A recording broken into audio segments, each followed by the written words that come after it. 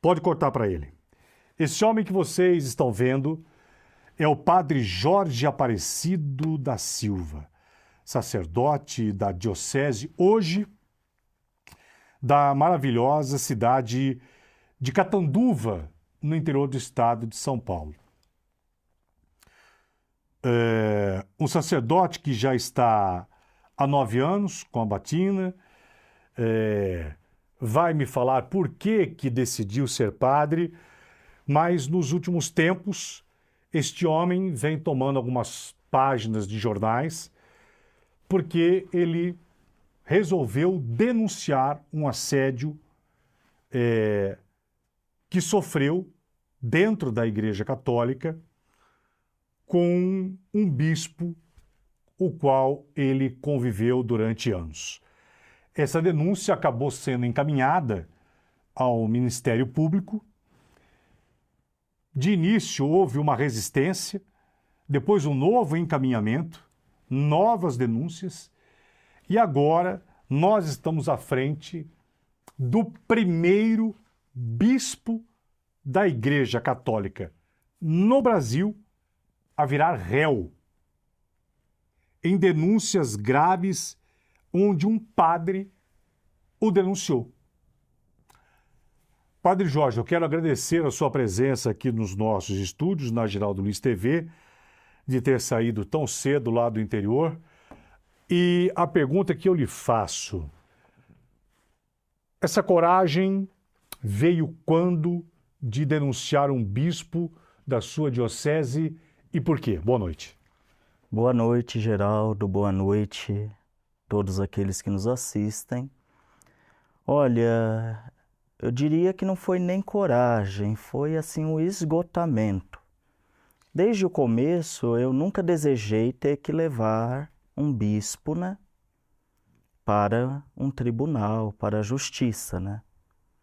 Porém, eu também não aceito a forma desigual que a igreja vem tratando o caso. Desde o começo, o que eu queria é que ele fosse afastado, até transferido para outro lugar, né, mais distante, né? Quando ocorreu, né, a proposta era ele ir embora, né, ou deixarem eu sair da diocese, né, indo para outro lugar, né, exercer meu ministério. Porém, depois eu fui sabendo de novas vítimas, né? E não tem como pegar e pular de um barco, né? Que até então você doou a sua vida por ele, né? Deixando outras pessoas lá em perigo, né? Então foi quando eu decidi continuar na diocese e enfrentar essa situação. Mas imediatamente eu procurei na época Dom Eduardo Benes, que ele pegou e foi administrador apostólico lá na diocese, e pedi que ele tomasse as devidas providências, ou seja, noticiar os fatos, né, para o núncio apostólico aqui no Brasil, né, e também pedir uma investigação, né, para que esse homem, né, para que os fatos fossem apurados, né, anonimamente. Anonimamente não é talvez a adequada expressão, eu diria de uma forma sem ninguém saber. Tanto para ele poder viver o ministério dele, né? Porque eu acho que talvez um erro na vida, né, é mais do que uma vida de erros, né? E também porque eu não queria exposição com o meu nome, com a minha imagem, né? Eu queria continuar vivendo o meu ministério sem que ninguém soubesse. Porém, infelizmente, a igreja peca gravemente em não tomar providências, né?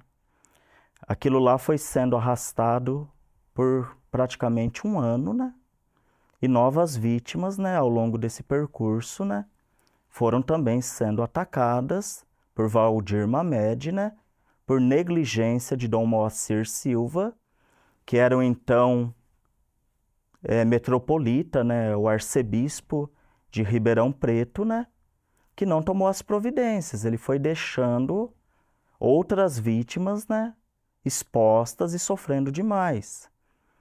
Nessa questão foi necessário Dom Eduardo pedir 4 vezes para o núncio apostólico aqui no Brasil, para que tomasse providências, porque o caso só foi piorando, foi se agravando, minha saúde também foi ficando muito delicada.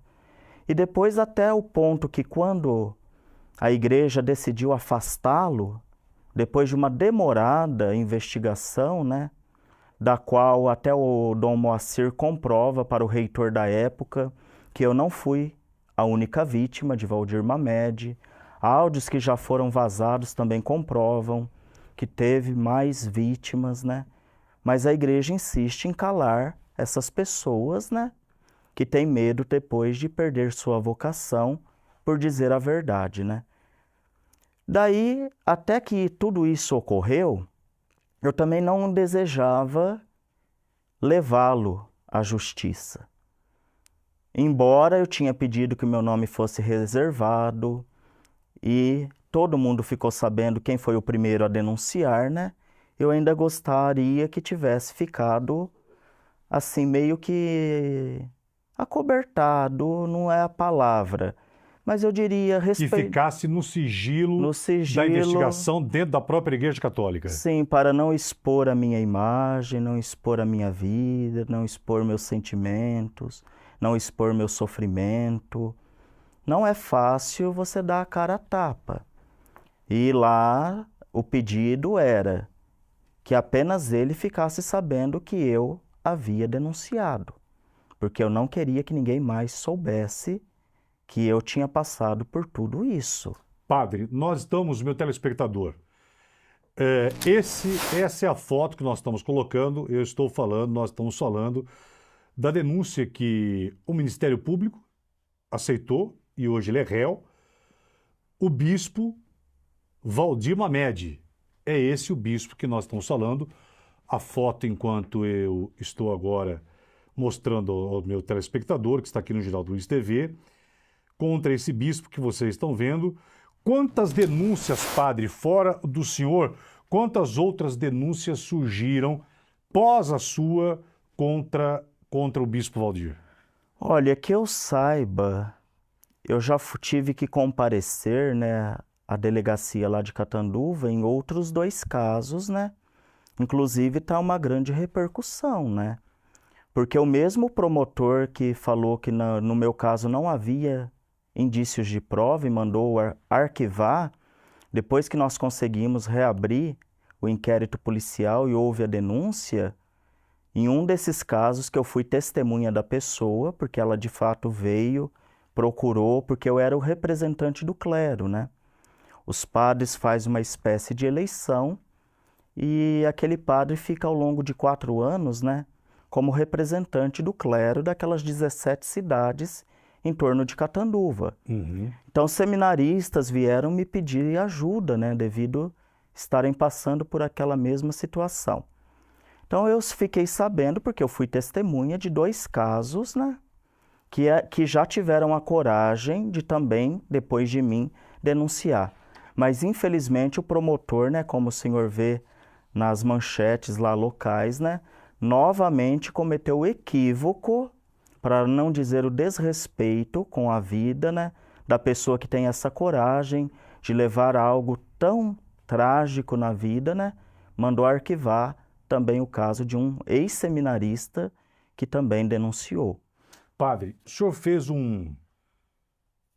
são 27 páginas. Eu acho que 26, quando o procurador de justiça aqui do estado de São Paulo, né, a manga longa, determinou que o 5º promotor da vara da comarca, né, lá de Catanduva, denunciasse, né, Valdir Mamed, eu soltei sim essa nota, né, com 26 páginas, e nela está totalmente pormenorizados os motivos que fizeram, né, eu chegar a esse ponto, né, de levar a público, né. Vocês imaginem um padre, no exercício da sua função vocacional, como sacerdote, abrir, através de páginas escritas, detalhadas, minuciosas, os detalhes do que aconteceu dentro da igreja envolvendo esse escândalo sexual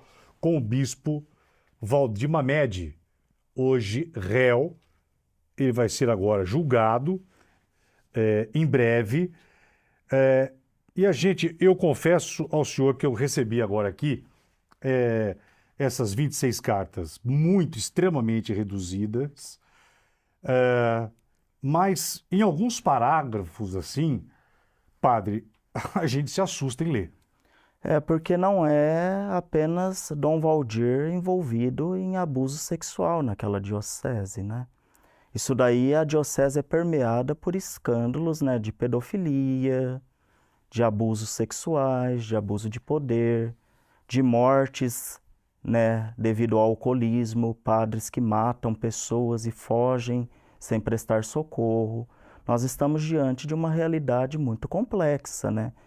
Para uma igreja que deveria ser promotora de vida e vida em abundância, está sendo um celeiro de coisas muito contraditórias, diria até anticristãs, né?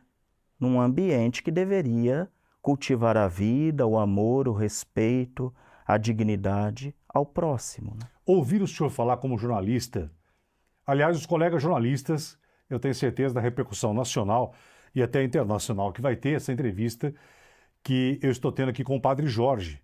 Ele não foi padre, ele é padre. E para nós jornalistas, assim, testemunharmos e entrevistarmos alguém sentando num programa de entrevista, num talk show como assim, não deixa de...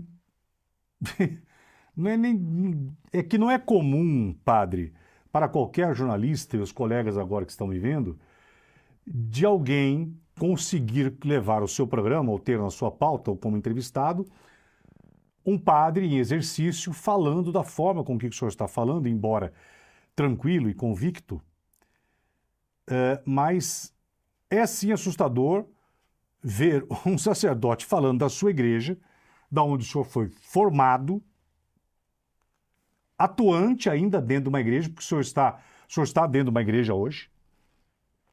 A última missa do senhor foi quando? Ontem.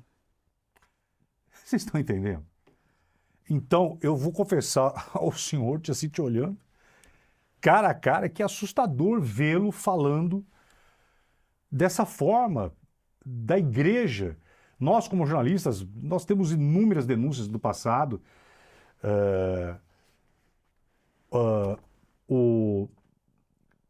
Os papas tiveram nas suas costas, nossas últimas gestões, inúmeras e pesadas denúncias.